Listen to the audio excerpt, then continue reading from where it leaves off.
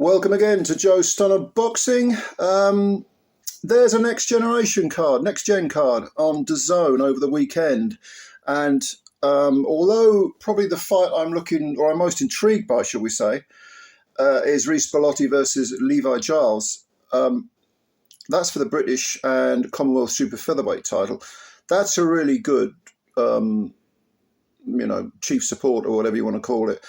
But the one that everyone is talking about is, of course, Johnny Fisher against Alen Babic. And I've heard people say, oh, this is just, car crash telly, or it's got chaos written all over it. Yeah, that's the point. That's the point. It's great fun. It sounds like a real good, fun tear-up. Probably won't last very long. Neither of these guys has really faced anyone, have they? I'll do a quick skip through their records. Johnny Fisher, 6'4", 25 years old, from Romford, the Romford Bull, he calls himself. Very much a cult hero in Essex or London. Romford is considered to be London, which I always find bizarre. I'm from London. I always thought of Romford as being Essex, but whatever. I think it's got an Essex postcode. But anyway, I'm digressing. But Johnny Fisher sells a ton of tickets, like 1,500 tickets for every contest. He is was the Southern Area champ. He won that against Harry Armstrong, and Armstrong came to fight. He came to fight. Did he have Don Charles in his corner, Armstrong? I think he might have done. Armstrong came in like 5 wins, 1 draw, 1 defeat, and then took Fisher into the 7th, and eventually got. I think it was over early on, like in the 1st or 2nd, and then in the 7th, I think. A corner through the tower, and I think it was Don Charles, if memory serves. But that was 2 fights ago, and no problem. That was at the O2 Arena in Greenwich. He's also fought at Wembley Arena, Fisher, against Emiliano Salas. It was a 1-round blowout, but it's an experience. His previous fight, it was another 1-round stoppage against Dimitro Bezos, 10-1. And that was over in America. So he's learning, 25, very young for a heavyweight. He's moving up gradually, realistic goals and incremental steps. And so he takes on Babic, who comes into the fight with 12 wins, 11 KOs and 1 defeat. The defeat was 2 fights ago to Lucas Rosansky, and that was back in 2023. That was his only fight in 2023. He got blasted out in a round. Rosansky at the time was 14-0. Rosansky has since been blasted out in a round himself by Lawrence Okoli. But yeah, this was over in Poland. It does not look good on Babic's record. Just doesn't. Babic, a great fun fighter to watch. He's only 6'1", 33 now, so he's knocking on a little bit. Really just a cruiserweight, really. Or bridgerweight, if you want to call it that, but or very, very small heavyweight by today's giant standards. He's from Zagreb in Croatia, he's from Croatia anyway. I think he's based in Zagreb. I don't know whether he's from there, but he spent an awful lot of time in Britain. He was kind of a cult figure himself on a lot of the old matchroom shows. But there were signs before being blasted out by Rosansky that he was beginning to be found out, shall we say. And he was very busy. He had a lot of fights in quick succession, and also he's from the Dillian White stable, and they like to have their little gym wars, real tear-ups. So the miles were accumulated on the clock pretty quickly.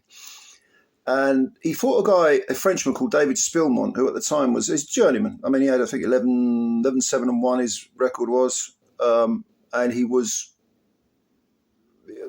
looked out of shape. Spilmont, big guy, big bulky guy.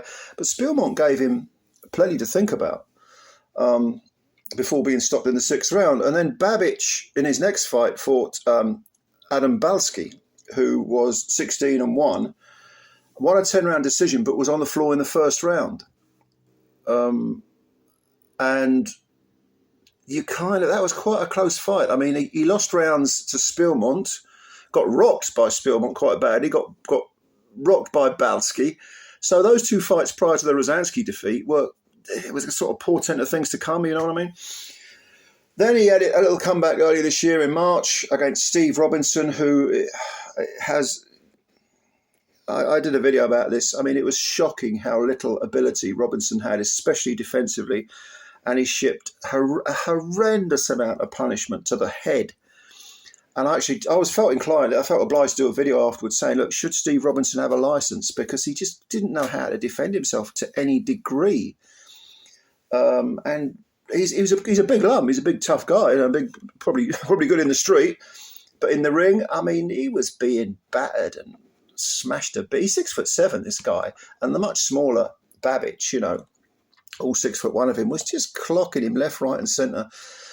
But it didn't really prove anything.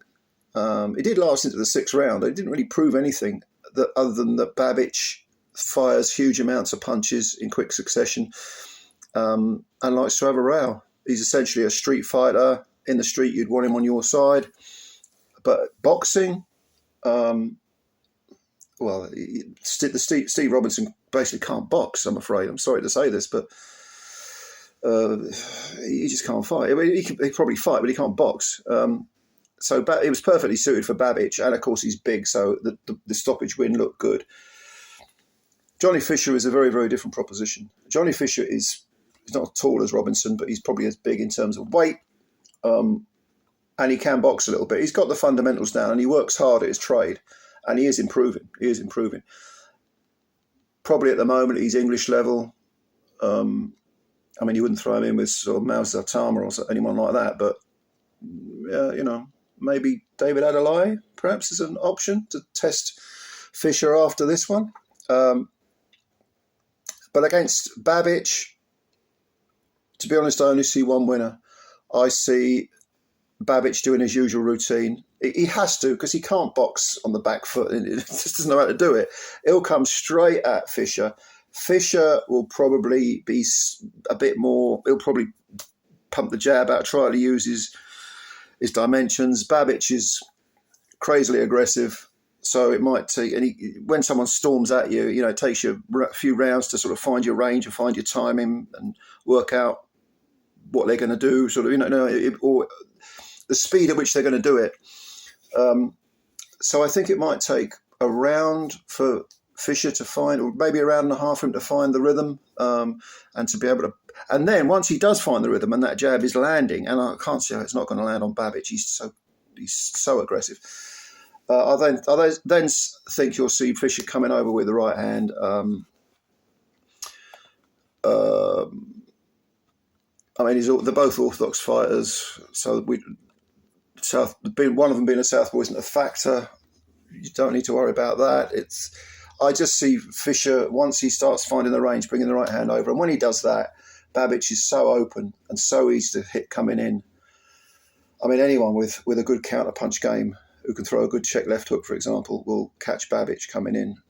Even Spillmont was boxing quite well against him, and he's just a journeyman, no disrespect intended. No, I see Johnny Fisher knocking out Babic. I'm going to go for the 3rd round. I think it'll be fun while it lasts. It always is fun watching Babic. Does Babic have a chance? See, I don't think Babic is a one-punch hitter. He's scored one-punch KOs against lower-level opposition, but Fisher, even if he puts Fisher on the floor, I see Fisher being relatively unscathed, getting up and getting back into it.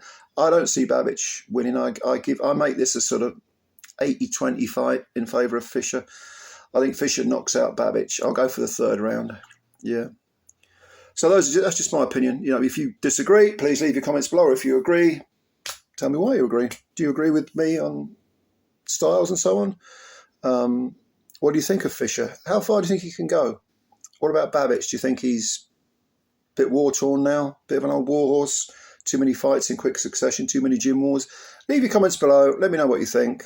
And please subscribe to the channel if you're new, and hit the like button as well. That little like button if you like the video. And spread the word about Joe Stunner Boxing. I always appreciate your time. Thank you for watching. I will speak to you soon, and bye for now.